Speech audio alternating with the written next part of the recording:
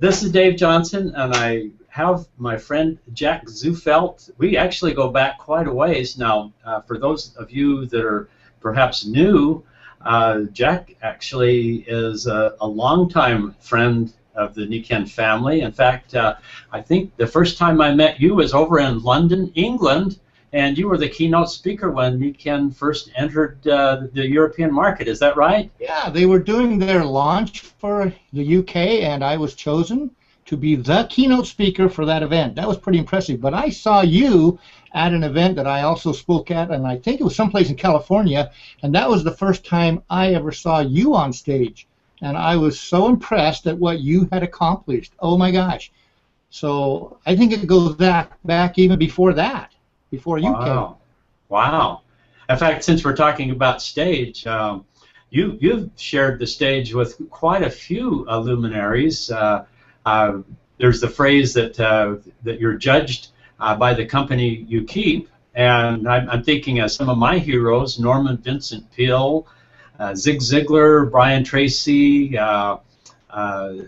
Let's see, Dennis Waitley. Several very noteworthy people. In fact, when I pick up a book, one of the things I like to do before I even go anywhere is just think what other people, because usually almost any book has endorsements. And in fact, I've got your book right here, which is essential for anyone's success library.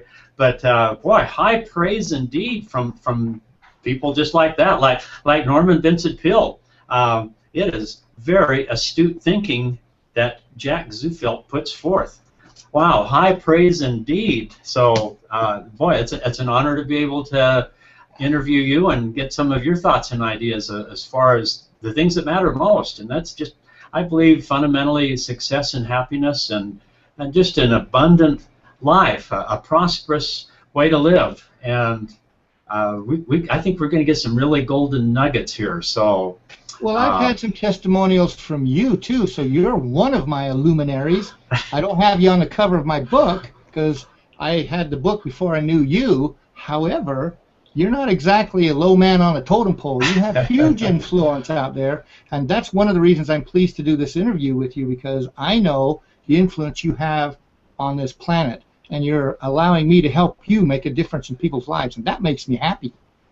Well, thank you, Jack. In fact, that's one of my very favorite words is influence.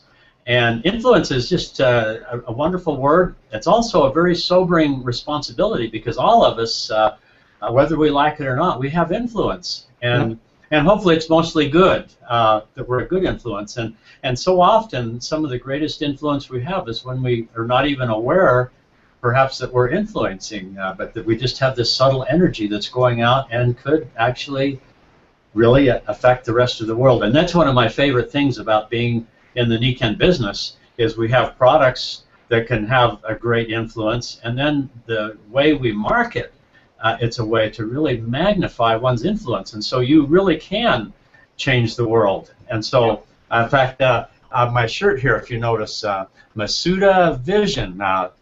Vision's a good thing, and so let's have some influence and learn how to do it, because a lot of this is skill, but also I think some of the stuff that I really like about you, Jack, is just some of the ideas that we hear about, and you say it so eloquently that we really need an ardent desire, a core desire, and singleness of purpose, all of these kind of things. And I think you talk about that having core desires just ignites.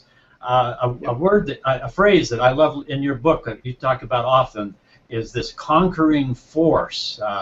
That once you get all of this going, you're invincible. Things will happen. So maybe we could talk about that a little bit. Well, there's a quote that I'd like to use based on what you just said, that we seem almost invincible. Listen to this. This is a quote by a guy named, let's see, where's it go here? Eric Hoffer. He says that intense desire creates not only its own opportunities, but its own talents. And another quote was that if you are using your power within, and it's something you want with all your heart, The quote is, "You will appear to have almost superhuman powers to achieve." That was by Napoleon Hill. His whole quote is this, and this is the whole thing that I helped the whole world figure out, because my main mentor said, it was Jesus Christ, and he said, if you know the truth, it'll set you free. Well, most people do not know. 97% of the people out there do not know the truth about what's going on in their hearts. They got head stuff going on, but this is what controls. In the Proverbs in the Bible, it says, as a man thinketh in his heart, so is he. So I have learned to focus here, which caused me to be extremely successful without all the other things people have been doing and saying you needed to do for success, like goal setting, affirmations, visualization, sitting in a lotus position and imagining myself driving a Ferrari or debt-free. All of those things do not work like promised. There's a place for them if you want them, but I didn't do any of them, and I still went on to be successful. Listen to this quote. This is the rest of Napoleon Hill's quote. He says, the starting point of all achievement is desire. And I call it core desire, not just a wish that sounds fine, like, oh, that'd be nice. Yeah, I'd like that. No, it's something that you're driven from within to make happen. I don't care what it is, whether it's lose weight, become a black belt in karate, which I am, or do what you did in business, excel and become the #1 distributor for a fabulous company. It's not hard to do those things if you want them with all your heart. So here's what he said. The starting point of all achievement is desire.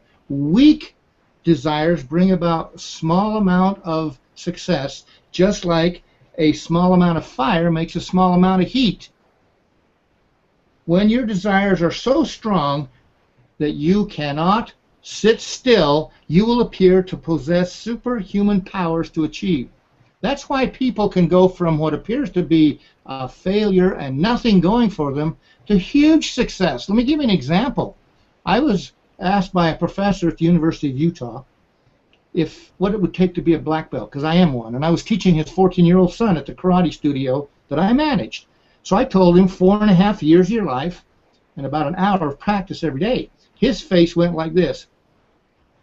Now just that alone tells you that he's not really into it, because that's hard work, just that frown. And then he said, but it's been a goal of his for 15 years, and he had carried it forward every year like a good little goal setter, and hadn't even bothered to find out what it takes. That's not a core desire. That's a wish, a whim. So when I told him 4.5 years and about an hour of practice every day, he went like this, and then he said, I guess I don't want to be a black belt that bad. So I said, take it off your list. Shouldn't have been on there in the first place. 8 out of 10 things people write down on a piece of paper look like that. They're not going to get them. 2 will. That's my research. So I went out to try to figure out what was there for the 2 that the people did get that was not there for the 8 that they didn't get. And it boiled down to this. Now flip the coin over of that karate story. A 14-year-old boy came up to me and asked me the same question the professor did. Jack, or Mr. Zufelt, what's it going to take to be a black belt? I want to be a black belt. I said, Mark, and by the way, Mark was crippled. I'll tell you about that in a second. And not black belt material. And so I told him 5.5 years of your life and 2 hours of practice every day. His response was instantaneous. He said, is that all? When can I start? Now, a lot of people say that about business, they say that about diets, and they say that about a lot of things, but if it's real here, you will not only start, you will hang in there and do it until you get it. Now, jump ahead. First of all, let me tell you, Mark's feet were not born, Mark's feet, when he was born, were not turned forward like ours are. They were turned out like this, facing that way, and until he was 9, and he walked like a penguin. He was so uncoordinated because of surgery that he had to correct that. They put him in a body cast for 9 or 10 months after cutting the femur of both legs and turned his feet forward. Now he's totally uncoordinated. He can't hardly walk. He can't pick up one leg and start to kick it like a soccer ball. A kick like that, he would fall to his hands and knees or to his butt. That's not black belt material. Now jump ahead 5 years. He was the state champion. And 25 years later, he calls me every year on his anniversary of getting a black belt, calls me every year to thank me. And now he's 45, and he's taught about 60 or 70 other people to be black belts. What's the difference between Mark and that professor? The professor had the skill and ability way beyond Mark's, But what was there for Mark that was not there for the professor? I would say core desire. Yeah, Mark really wanted it. The professor thought that'd be nice. Yeah, if he could swallow a pill or wave a wand over my head, yeah, I'll be a black belt. I believe Yeah, I'll it be was, skinny. Yeah, I'll make money. I believe it was Rudyard Kipling who said, if you want something and you don't get it, it either means you really didn't want it or you tried to bargain over the price. And I think that just fits in with what you've got there. That's exactly. Very inspiring. Here's his exact quote. If you do not get what you want, it is a sign that you did not seriously want it. Duh. Now let's drop down to the bottom one. I love this one. It says almost the same thing. Robert Louis Stevenson. He says, an aim in life is the only fortune worth finding, and it is not to be found in foreign lands. It's to be found in the heart. So if you don't want something with all your heart, or you only want it in your head because it makes sense, it's logical, you shoulds, and nots, and want tos don't have what it takes. If you don't want it with all your heart, which I call core desire, something that on a scale from 1 to 100, it's 100. If it's not 100, the first time you hit a barrier like water going down a little hill, the first time you hit a barrier like a dam, stopping water, that barrier or obstacle will stop you. It could be failure, it could be discouragement, it could be hurt, it could be running out of money, it could be all kinds of things. But if that barrier is not as big as the desire for something on the other side of it, that barrier will slow you down like it will water. But if there's more water than dam, it'll go up over the water, or it'll wash the dam away, it'll go around it. And that's what happens with all of our lives, because we have obstacles in the way no matter what it is we want to do. Whether it's make money, get healthy, get in shape, I don't care what it is. Have great relationships, there's barriers and obstacles in the way. And the only reason we get past those is we want what's on the other side so badly. On a scale from 1 to 100, it's 100. 50 on that scale, Dave, is half-hearted. You've seen it in your business. People are half-hearted about their business. They may be wholehearted about the Nikken products, but half-hearted about the business. And you can see the results because their business doesn't grow, but they do use the products and even maybe sell a bunch of people on why those products work, but they don't build a huge downline because they're not committed to doing it. It's not a core desire. It's a 60 or 70 or 80 on the scale, and those don't have enough power to get it done. It takes 100. Wholeheartedness. Wholehearted. Yep. I like what Norman Vincent Peale said. He said, throw your heart over the fence. Your body will follow. Yeah, that's absolutely true. Let's throw our heart over the fence. So when we're looking for people in network marketing, we're trying to find people, you know, your distributors, whoever's going to see this. If you're trying to find out what's best to cause someone to get involved with you, the thing you want to look for is, what is their 100 regarding life? And then you show them how Nikken Company and or Nikken products can give it to them. And they will buy because they want it already. And this is merely the vehicle to get it. And conversely, if you are only half-hearted and you go out and think, well, I'll go talk to a few people and just check it out and see what they say, the very people that you need and want, they won't be attracted. You need to be on fire to light the fire of other people. That is correct. Actions speak louder than words. So you can talk to people, but if your facial expression is like, you really believe in the Nikken magnetics values, and you go, yeah, that's not very convincing. Ask me if I believe in the power of magnets, and I'll go, oh my gosh, I can't I can't function without the back flex. I sleep on magnets. I drink Pi-Mag water. Why? Because it gives me a benefit. Now look at the difference in energy and excitement about the product's value to me. Ho-hum doesn't cut it in anything. I don't care if it's a relationship, sports, or building a business. And that's why I think this is such an important thing to talk about, and why at this moment we have such a golden opportunity, because there's so many good people that are looking for leadership. They're looking for something to believe in, and so you come out and you're on fire, and you act like you know where you're going, and you're moving toward there. You will catch other people on fire. Thomas Carlyle, he said something that I just really love. He says that the great men were as lightning from heaven. The rest of the men waited like kindling, and then they too would catch fire. And I just think that's what we need to do, is catch fire and act like we really believe. Be really excited about something, and people will catch fire with our vision and dreams. Yeah, leaders have to be in front. Even if it's only 1 inch, you have to be in front. And why are you leading anybody? It's because you know where you want to go, and you're saying, come follow me. You could sign up today and tomorrow say, hey, you got to follow me. And you're telling a brand new person to do what you're doing, even though you may not know how to do it all because you're brand new or you're only a few weeks old. No, they don't do it, and you know how. You can learn. Everybody, it doesn't matter how hard it is. Here's the first thing I want to ask them. Can you learn whatever someone's willing to teach you? I don't care in what. Can you learn it? And they always say, yeah. Well, then it's not a question of your ability to learn. It's a question of what do you want to learn. Do you want to learn how to make money? Then you can show them how to do it. Dave, you can show them how to do that. Anybody who will listen to you, you can show them how to do that, as can I. Now, it's not the teacher that matters. It's the student. I don't care how good you are, Dave, and you're as good as they get in your field. No one's better.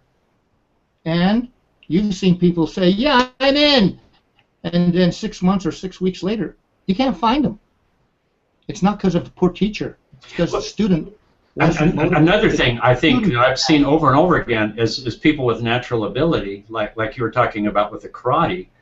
How long will it take and how much effort and all that kind of thing? Well, I don't want it that bad. And someone else that maybe has less ability, which is probably actually somebody like me. I just really wanted it. I wanted it really bad. And so I've seen a lot of people that I really believe are better than me, but they quit. Or they never got in, worse yet. They never even tried. And there's so many folks out there that could do this, but they're just wandering around, just a wandering generality, and leading lives of just very cautious mediocrity. Because well, I believe anyone can do it, and you can fill in the blanks. I don't care if it's Nikken, building a downline, or get in shape, lose weight. Anyone can do that if, big if, circle it red, highlight it in yellow, if they want it bad enough. I remember your story, and I've told your story all over the world because it's an inspiring story. When you first found out about Nikken, you used, I may be off about timing here, but the term never lost it. You said, I was financially terminal. I had, was it 11 or 12 kids, and I was worried about feeding them. And so you were motivated from within as a father and a husband. You wanted to make it happen. Not only wanted to, but had to. And those two make that's core desire. That makes an unbeatable combination. Now all you got to do is combine it with somebody that shows you how. What do you got to do? And that person says, well, in karate you hold your hands not like this, but like this to protect your ribs. By the way, that's a true story. Mark, the boy I told you that went on to be a black belt in 5 years, when we started sparring, he was big, 240 pounds, and 6'4". I was the only one that would spar with him because he was out of control. I wouldn't let him spar with other kids because he would hurt them. He had no control. So he would spar with me, and he'd hold his hand like this. And he got to bring the elbow in the ribs, and he goes, and instantly he's got his elbow back up there. I told him 3 or 4 times in a half-hour lesson. After the third or fourth time, let's say it was the third time, I didn't tell him again. What do you think I did? He's like this. That's his habit, his way of being for Habernong. Guess what I did? You hit him. I kicked him right in the ribs, really hard. And he goes, ah. I said, keep your elbow down. He goes, got it. So now we go to spar again, and he's like this. He's really compensating because he don't want to kick in the ribs again. That's the school of hard knocks or hard kicks, and we all go through that. There isn't anybody out there that can do it right every time. Nobody. You, me, everybody fails. But if we want it badly enough, like Mark did, you get back in after learning sometimes the hard way. You get back into the game, and you go again. Only this time you're smarter. There's 2 ways to learn, from someone else or from personal experience. That's sometimes the hard way. But still, if you want it badly enough, you're going to hang in there.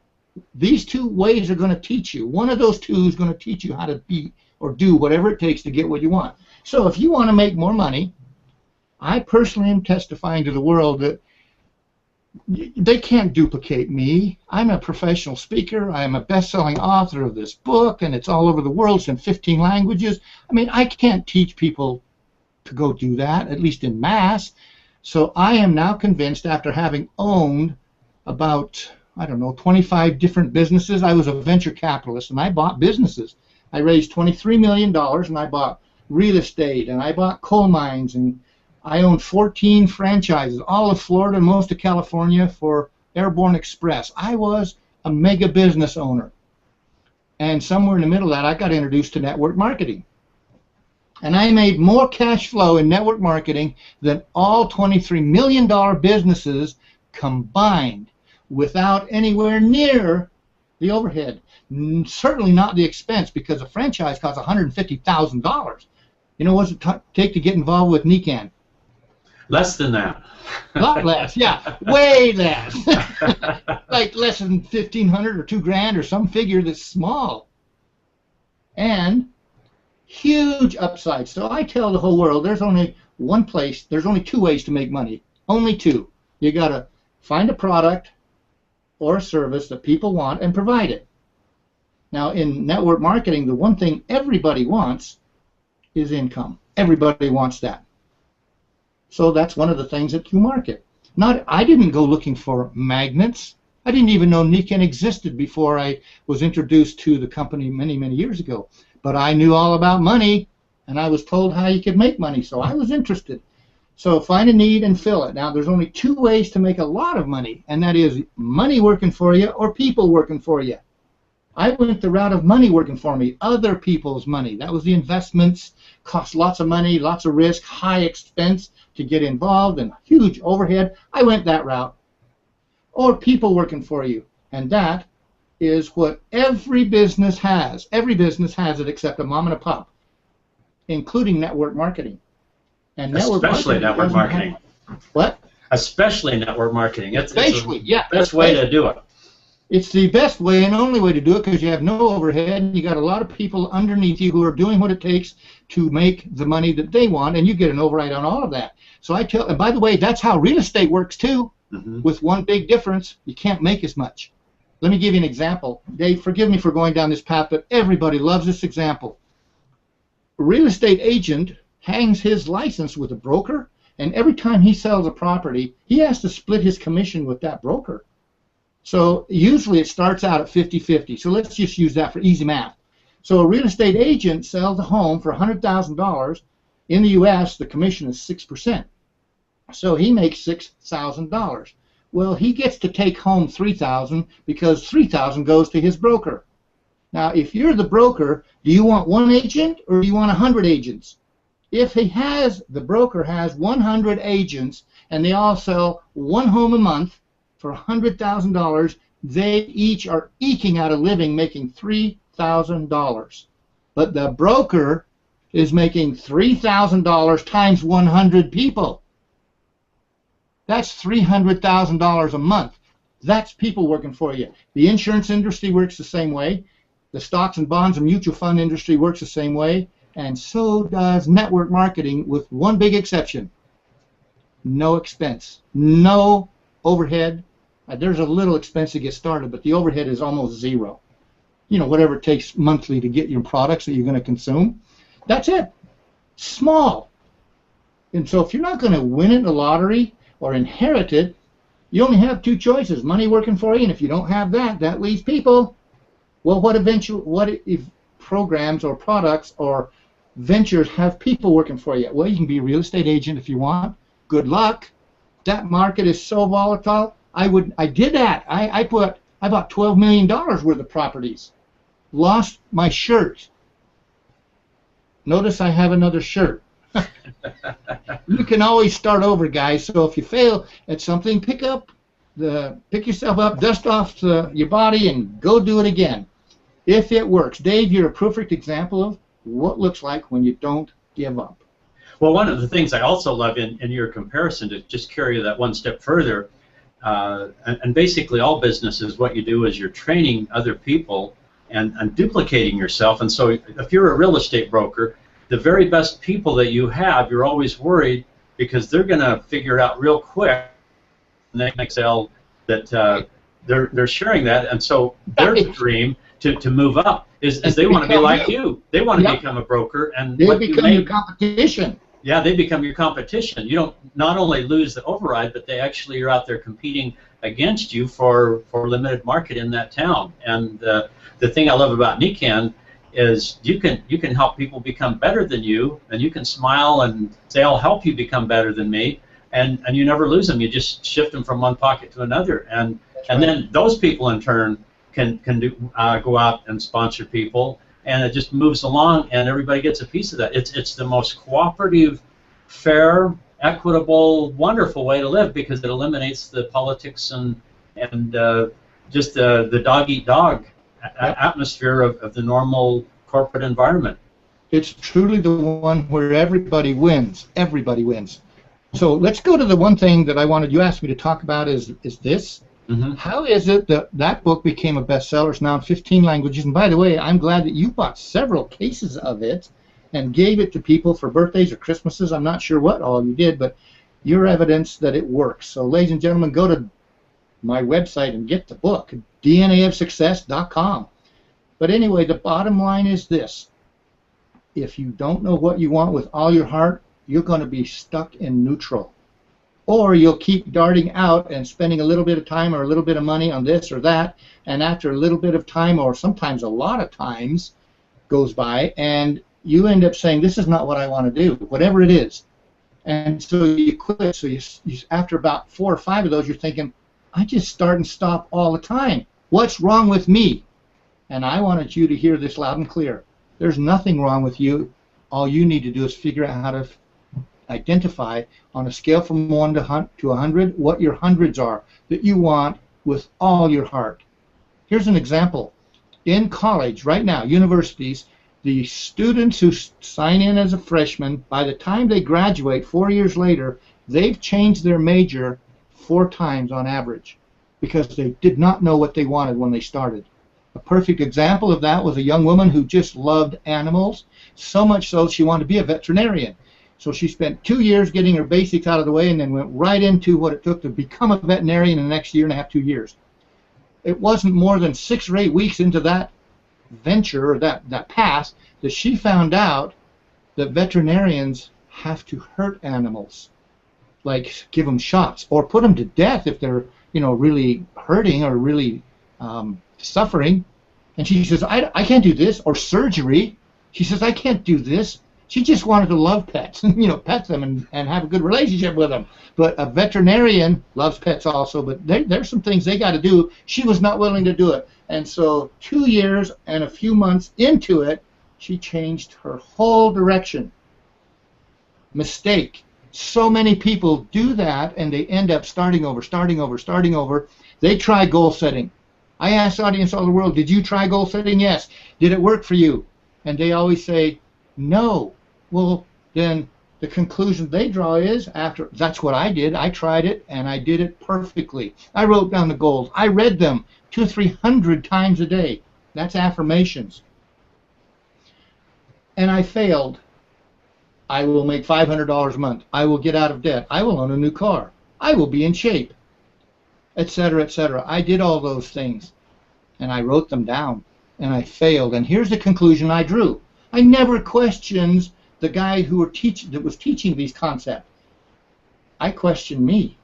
There must be something wrong with me because I'm not making it work.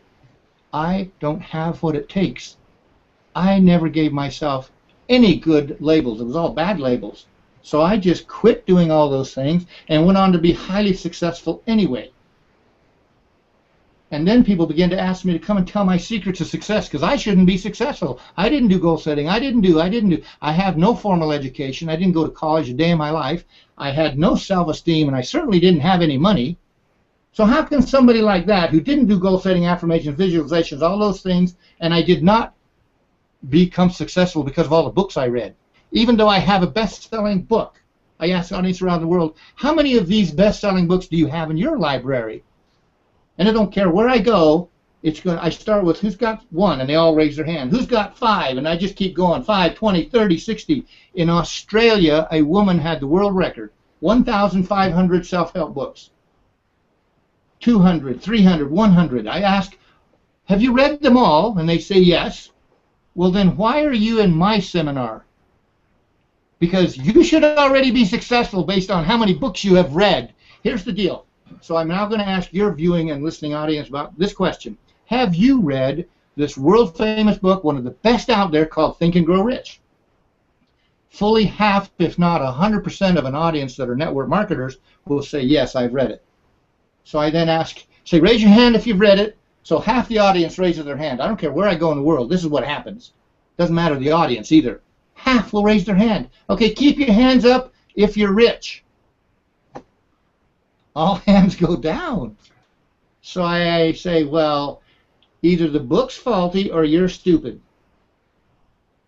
Because think and grow rich, you got the think part down, but the grow rich didn't happen. There must be something wrong with you, or the book's faulty. Which is it? So I clear this with them. Are you smart enough to learn what someone's willing to teach you? And they always say yes. Okay, so you're not stupid. Then the book must be faulty. I know 2 women who became wealthy because of that book, and one of them was Mary Kay of Mary Kay Cosmetics, who has endorsed my book. She's on the cover of my book saying nice things about me.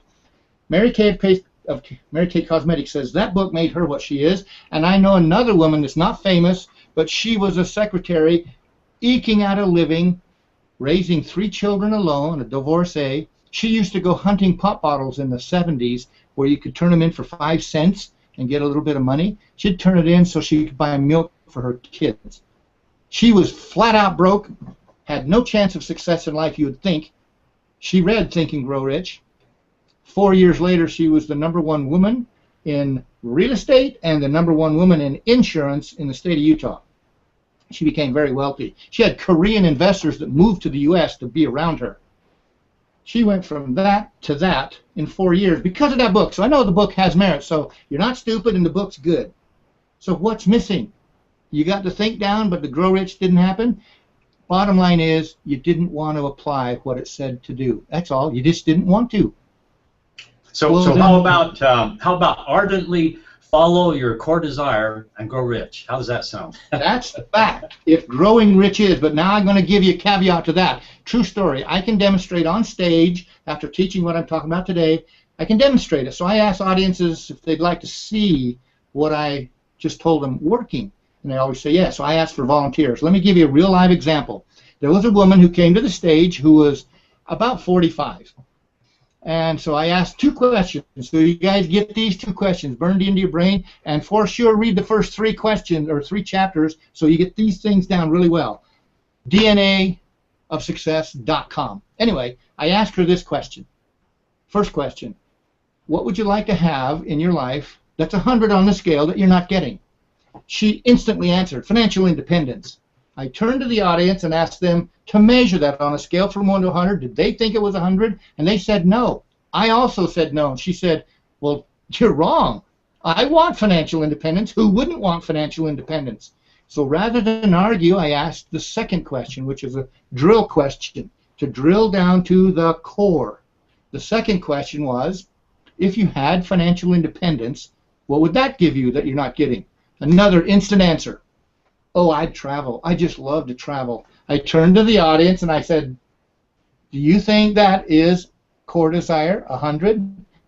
They all said no. So did I.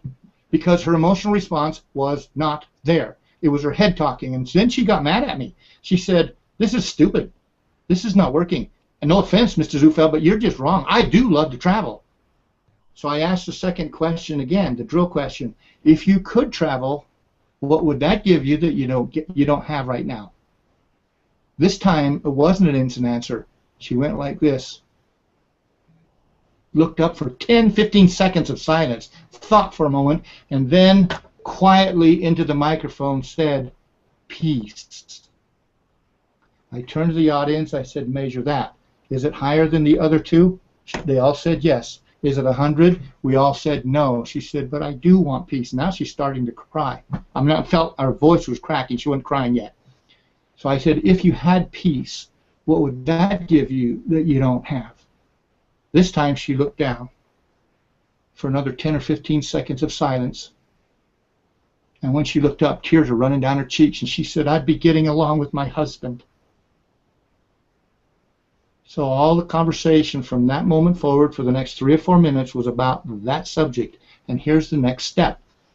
If I found out that he wasn't abusive and he wasn't an alcoholic, he wasn't a drug addict, they just butted heads and argued all the time. They hadn't even touched each other for about 5 years. Forget making love. They didn't even hold hands or hug. It was just roommates that didn't like each other much. And I said, what if I could show you how to have a good relationship with him? And she said, I'd do anything, but it won't work. That was her paradigm, limited paradigm. You know, she believed it wouldn't work because we've tried everything. I said, no, you haven't. She said, you can't possibly know what we've tried. We've spent thousands on psychologists and family counselors. We've tried it all. I said, no, you haven't. She said, how the heck can you say that? Because you haven't tried me. She said, oh, yeah, right. So I told her to go home. This was an all-day seminar. So I told her to go home and say this to her husband. And so she said, he'll just get mad. Well, now you have a choice to make, ma'am. You either do what I tell you to do or not and stay stuck. She said, rolled her eyes, okay. She went because she's hoping against hope that she can see a miracle happen. And she's taking my word for it, believing it won't work, but she's got a master who's telling her how to do it. So she goes home. I continue on the seminar. We have lunch. We come back to the seminar. About 3 hours after she left, she comes back. And I'm on stage doing what I'm doing, and she walks in. I see her, and I immediately bring her to the stage. Mary, tell us what happened. And she's smiling big. She said, it's a miracle. I said, what happened? She said, he didn't get mad. When I told him what you said to say, he started to cry too. And we just held each other for the next hour and cried in each other's arms. She said, it's a miracle. So I know for a fact that Core Desires creates miracles. I didn't create the miracle. I just told her how to create the miracle herself. So we didn't talk about financial independence. We talked about what she really wanted, which was to be like this with her husband instead of this. Now, jump ahead 6 months. I call her up and ask her to follow up. So what's happening in your life? She says, I've never been happier. Are things working out good? Yes. Are you still close to your husband? Yeah, miracle's still going on. So what about financial independence? She says, well, we're struggling, but we're doing okay. How about travel? She says, I do love to travel, but I'm not going anywhere without my husband, and we don't have the money to do it, so I'll just put that off for now. Well, what about peace? She said, I have so much peace in my life.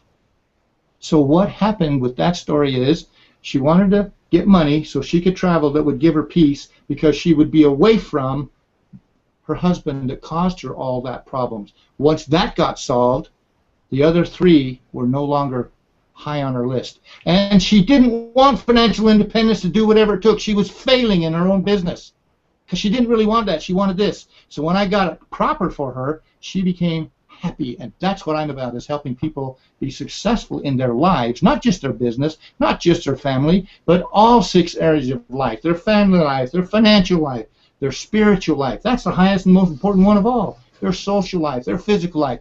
You can have everything you want, and the DNA of success is what I'm talking about right now. The DNA is knowing what you want to get what you want. Look at the subtitle. Know what you want to get what you want. Well, 97% of the people are like that woman that was on stage. Or the professor said, I want a black belt. They're wrong about what they say they want. 97%.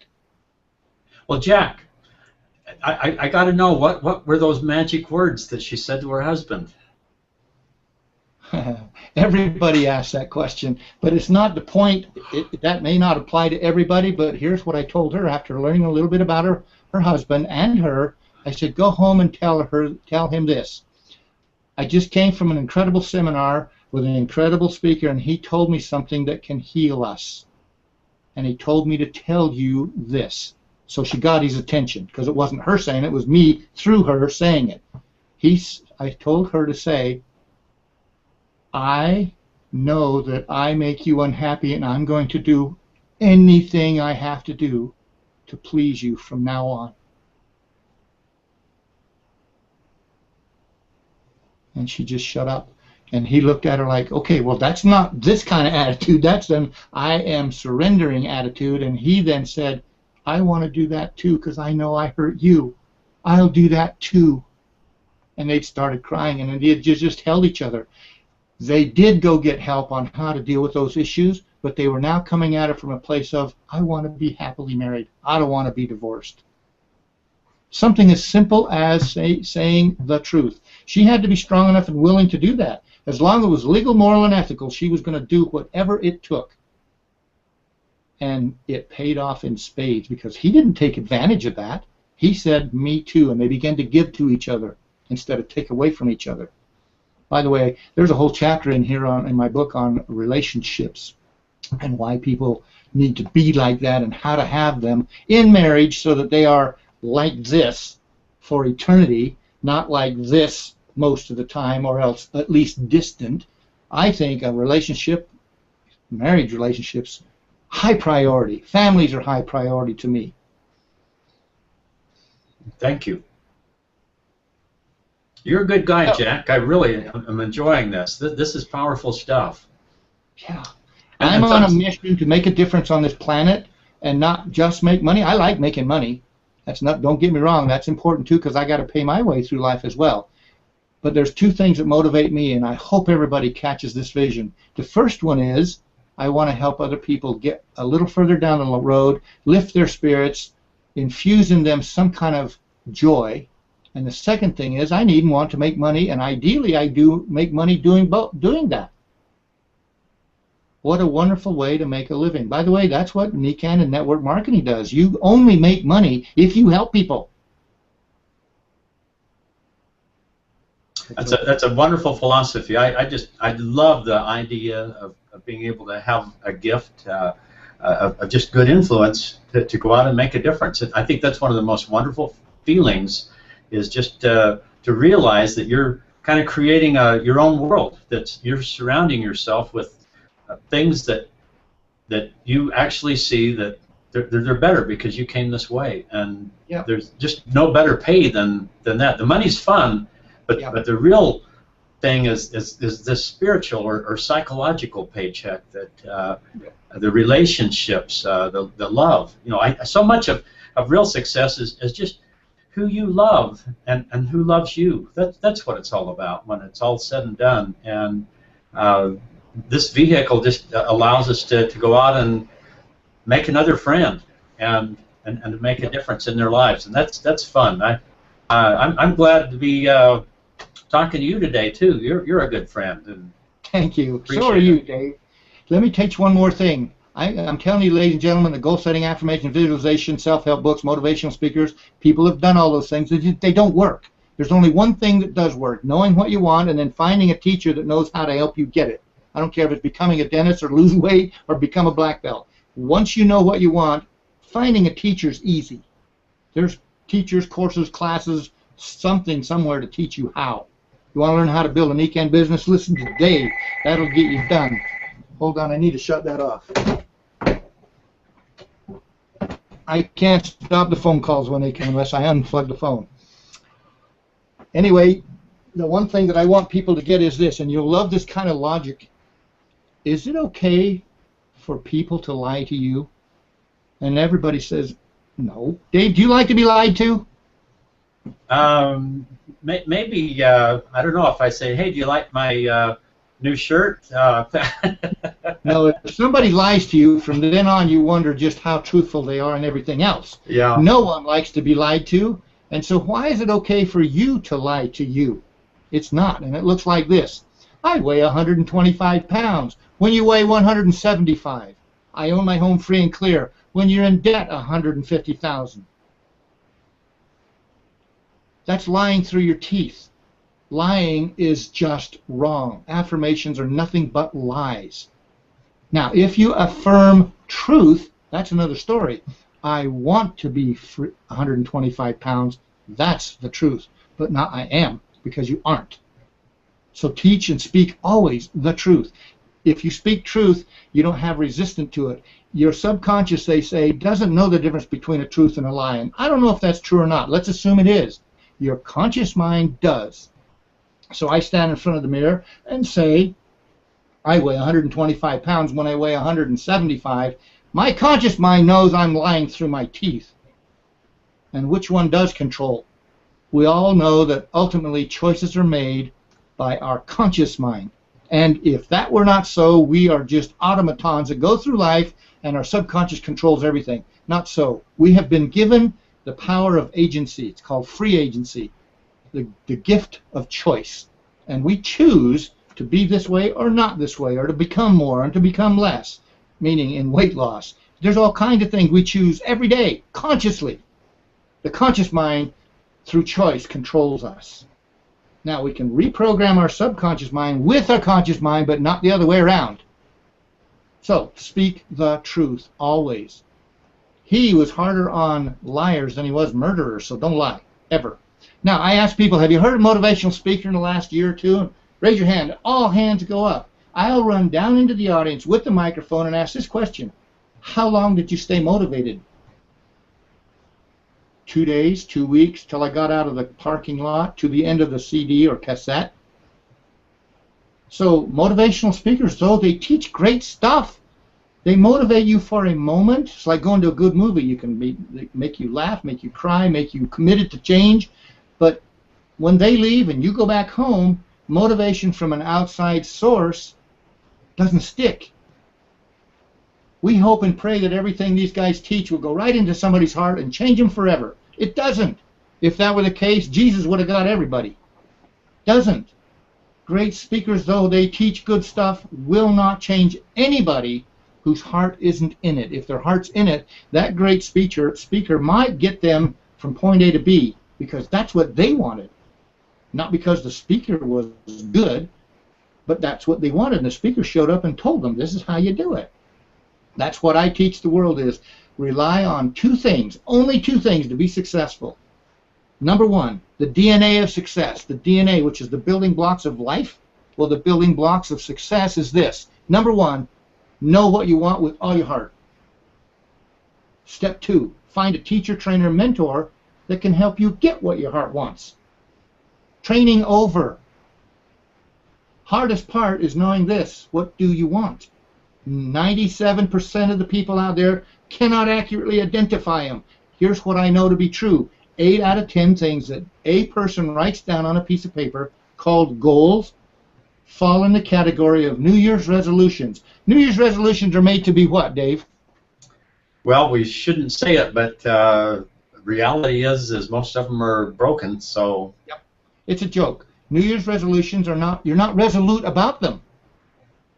Resolution means you're resolute. Well, if you're not resolute, then you're not, it's not a core desire. If it is a core desire, you're going to go for it. All you need is help. The second thing, you need somebody that'll show you what you need to do or be so that you can get what you want. And it doesn't matter how expensive it is or how risky it is or how hard it is. If you want it bad enough, you're willing to do all of those. And if you're not willing to do it, the risk is too high. The expense is too high. It's too much work. They don't want to do it. Not because they couldn't do it, but their heart's not in it. As a man thinketh in his heart, so is he. So here's another thing. And I love this concept because so many people say to me, Jack, what I need is discipline. I just need more discipline. I said, well, agreed. Where does discipline come from? If you need more, I can't give you more discipline. You cannot buy it in a store. Where do you get it? And everybody goes, from within. I say, well, then go in and get some. And they look puzzled like, I don't know how to do that. Where does discipline come from? Well, discipline comes from the root word disciple. And a disciple is someone who willingly follows someone. So if you're willingly following a regimen or a person, the discipline is automatic. If you're not willing to follow that regimen or that training or that teacher, doesn't matter how good the training and the teacher is, your discipline will not be there to do what they tell you to do. So it boils down to, again, and always comes back to, core desires. And that automatically gives you the discipline necessary to hang in there till it's done. It gives you enthusiasm. Enthusiasm, everybody knows you need to have that. Well, I can't get enthusiastic about, and they fill in the blanks, Where does enthusiasm come from? And they always say, within. Well, then go in and get some. They don't know how to do that. Enthusiasm comes from the Greek word enthusios, which means breath of life. So if you want to breathe life into something, what does that look like? Well, you love it. Try breathing life into something you hate doing. Can't be done. Now, here's a cool side thought. There are have-tos to get to want-tos. You have to go on a diet and exercise if you want to lose weight. If you want to be a black belt, you have to work out. You have to do certain things over and over and over to get good at it. If you want to drive a car, you have to get a driver's license and pass that test. Have-tos exist to get to your want-tos. And you won't resist or dislike, no, let me change that. You might dislike the have-tos. You'll do them anyway because you want that license, you want that black belt, you want to drive. If you don't want the end result bad enough, the have-tos will stop you every time because you don't want to do them. I have to, I should, I need to, I ought to. Those aren't going to cut it. If you ever say in any of your discussions, yeah, I ought to do that, it isn't going to happen. Man, I need to start doing that. It isn't going to happen. If you say, I can hardly wait to start on that, I want to get that done, show me how, that's the one that's going to get done. So back to the DNA of success. DNA is knowing what you want. And if you don't know how to do it, you need to read the first 3 chapters of my book. It'll show you how to do it. Get my audio program, too. Same place, DNAofsuccess.com. Audio program. You've listened to it, Dave. Listen to the first 4 CDs. The first 2 are a live seminar in Austin, Texas about this very subject with live examples on stage. And CD number 1 and 2 will change your life forever. It's what launched this book, which is now in 15 languages. Sold all over the world. I was so happy to see those words in Chinese. Although DNA is that's China, there's no Chinese word for DNA. Pretty cool. And that's not because I am so powerful and so great. It's because I discovered the truth about success, and everybody likes it. The only ones that don't, there's a couple who don't, and those are those who teach and preach the opposite. Write down your goals, and then you'll be successful. By the way, Dave, there's a guy in my church who used to argue with me, very wealthy, sold his business for like $7 or $8 million, and he's sitting behind me in church, and we had a friendly disagreement for 4 years about what it really takes to be successful, because he believed it was goal setting. He was a goal setting fanatic. Every New Year's Eve, he and his wife would be gone somewhere, and for 2 or 3 days, someplace in the world, writing down goals. And he always got his goals. And so he said, Jack, I'm successful because of that, so you're never going to convince me it's that bull crap about core desires. Until one day, on January 15th, he's come back from his goal-setting little jaunt, and he taps me on the shoulder, and I turned around and said, what do you want, Steve? He says, Jack, I found out that you're right. I said, what do you mean? I had chills going down my spine. It was not a spiritual thing. It was pure ego, even though I'm sitting in church. Anyway, I said, what do you mean, Steve? He said, as always, I got all my goals this year except 2. He said, it's the first time. Now, Steve was about 5'8" and quite pudgy. And he said, I wrote down that I would lose 50 pounds and I would get in shape. He said, Jack, I didn't even start on them. He said, now I understand what you're saying is true. I said, Steve, why didn't you start on them, even though you know you need to and should? And he said, because I like to eat too much. It wasn't worth it to me. I rest my case. You gotta wanna. You just gotta wanna. And if you don't wanna, it doesn't matter how good the teacher is. It doesn't matter how good anything is. If you don't wanna, you're not going to do it. So it's crucial to find out what you wanna so bad. What do you want with all your heart? Not 3/4 of your heart, and certainly not half-hearted. 50 on the scale, half-hearted doesn't cut it in anything. 3/4 hearted will get you 3/4 of the way there. 90% hearted will get you 90% of the way there. But the day you run into a barrier, and you will, that's bigger than your desire to get over there, it stops you permanently, like a dam. And you'll have spent money, you'll have spent time and effort, and not get it, because you gave up. And why'd you give up? Because it wasn't worth it. Now, if it is worth it, you're not going to give up. You'll find a way around this. If the way you're doing it isn't working, you'll find somebody else to teach you. Like Mark, he was going to hold his horn like this in karate, no matter what, until I kicked him in the ribs, and he learned really quick. School of Hard Knocks. Don't do that. But he didn't quit. And most people in karate do quit. Many people in business quit because it's too hard. It wasn't worth it. This is powerful stuff. I'm just thinking about karate, how it takes 5 years. Pretty much anything really great takes around 5 years. That seems to be a magic number. If you talk to people in business, most of them will say that it takes at least a few years and perhaps 5 to just really make it in anything. And I remember Reader's Digest some years ago talked about someone that really wanted to play the cello, and he shared this with a friend. And at the time he was 45 years old. And he said, I really want to play the cello, but I don't know. That takes 5 years, and in 5 years I'll be 50 years old. And his friend said, well, how old will you be in 5 years if you don't learn to play the cello? And I think that is one of the most wonderful thoughts right there. In fact, my son right now, it was about a year and a half ago that I was talking to him, and he was a very uninspired piano player. And I've kind of made my kids go through all of that. I had that same experience when I was young. My mom made me play the piano, and all of my kids have kind of shared that same lack of enthusiasm I had when I played the piano. And I told him later on that I was glad I learned, and in fact I took lessons as an adult later on.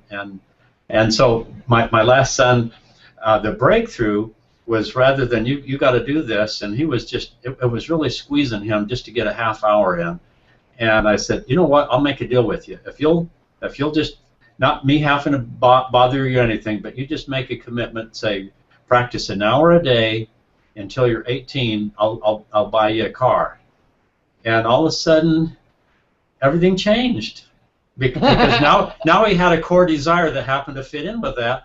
And the thing that's really neat is now he actually likes to play. And his piano teacher, he's actually made her cry a couple of times. He's learning Loon right now, and he's just got really, really good feeling. He loves the romantic pieces, and he just really has some good feeling, and that really touches him when he can touch someone else like that and move them. And that's a great story.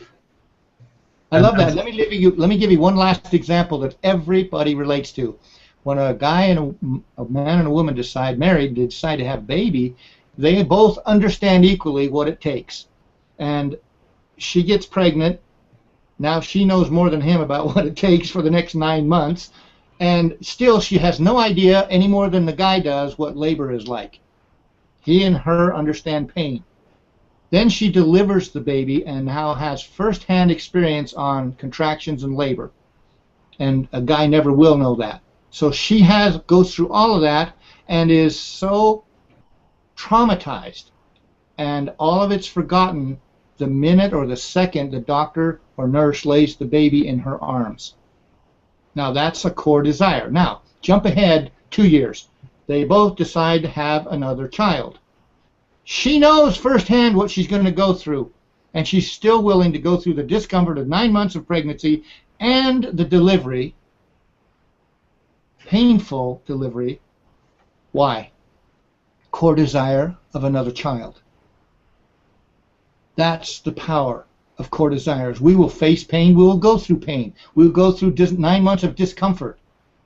We'll do whatever it takes because we want the baby, the end result, so bad. So the real success, the DNA of success, is identifying those things that you want in all area of your life, and you have lots of them. We all have lots of them. Those things you want with all your heart, at 100 on the scale. When you do that, that automatically flips on the switch to what I call the conquering force. And the conquering force in the dictionary means this: the power and ability to overcome every obstacle in your way to get what you want. That's why I call it the conquering force, because it conquers obstacles. They may slow you down, but they don't stop you. So DNA of success applies to every human being, and it has from the beginning of time. Not goal setting, not affirmations, not all those things. Those things have only been taught since in the 1940s. The Wright brothers did not attend a seminar on how to fly planes. They didn't read books about it because there weren't any. And yet they wanted to fly, so they figured it out. Even Oprah Winfrey said, I never set goals. I was on the Today Show, and the guy who was interviewing me said, I never did set goals either. Yet he's doing exactly what he wants. How is that possible? Here's what we need to know. The recipe for success is only two things. Know what you want with all your heart, hundreds on the scale, and find a teacher, trainer, mentor that's done it successfully and get him or her to teach you. I don't care if it's in a class, a course, a school, a book, doesn't matter. A recipe for success because they know it. I can teach you what it takes to be a black belt. I cannot teach you what it takes to be a dentist. So don't ask me to teach you to be a dentist. I'm just going to guess you probably really never wanted to be a dentist. No, didn't.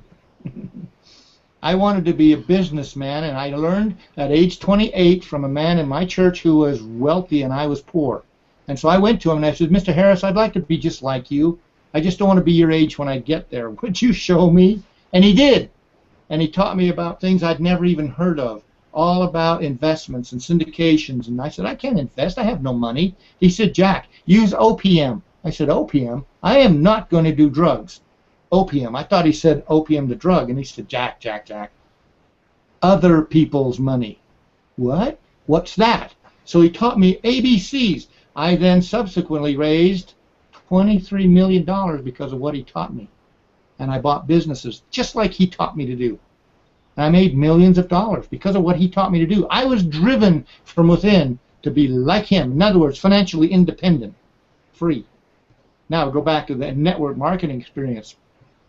When I was introduced to that, I didn't know anything about that either. And I didn't believe you could make that kind of money. Did not believe it. Because unless you invested millions, and they showed me people making $50,000, $60,000 a month, and I'm going, how much is that going to cost me? Because I thought investments. And they said, $1,500. I'm going, yeah, right. Too good to be true. And a couple $100 a month. And I said, I don't believe it. They showed me that that's the way it is, so I said, I'm in. 7 years later, I was making $80,000 a month. Net. No overhead. That's millions of dollars over a 5-year period. More net cash flow than all those businesses combined. On paper with those businesses, I looked really good. I had a net worth of $4.5 million on the real estate and a net worth of $9 million on the coal mines. But net worth, Dave, as you know, if you don't borrow against it or sell the asset, it's worthless. You can't even buy a loaf of bread with $1 million net worth. Cash is king and cash flow is his wife. So have that couple in your life a lot. And in my opinion, network marketing is the least expensive, least risky, most potentially upside business that exists on this planet. And most fun. It is fun. I love helping people. And if it's fun, you can do lots of it. Yeah, you don't get tired of it. You might get tired, but not of it. You just got to learn to do it right. You don't want to be like Mark and keep getting hit in the ribs because you're doing it stupid. I know a guy that would argue with me, and he never made any money because he wouldn't quit wearing orange pants. Nobody will listen to a guy that dresses like a clown. Sorry, it was as simple as that. And he said, well, that's just the way I am. Then stay broke. One guy came up to me in Australia and he said, Jack, I want to be like you 5 guys in the room who make big money. And I said, can I be honest? And he said, yes. I said, you need to shave because he had a really rough beard, and you need to get rid of that ponytail and that nose ring because you're judged by people. I wish we didn't do that, but it does happen. He was a nice guy and all, but people would judge him. Why would they listen to him? Because he looked not successful.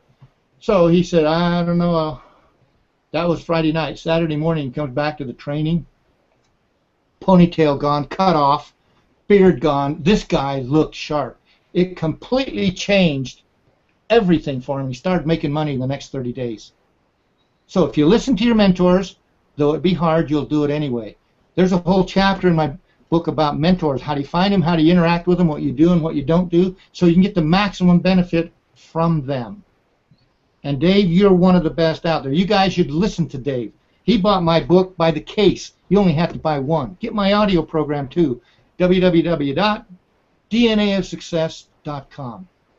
Dave, are we about out of time? Yeah, probably. Maybe just to finish up, if you value my opinion, I would say get this book, get it in your library, and read it, apply it, because that really is all of the things that Jack says. I believe in goals and affirmations and all of those things, but they must be in harmony. They must be outcomes of your core desire. So if you really think in your mind, this is really what I want. So maybe an affirmation to lose weight might be something like, nothing tastes as good as thin feels.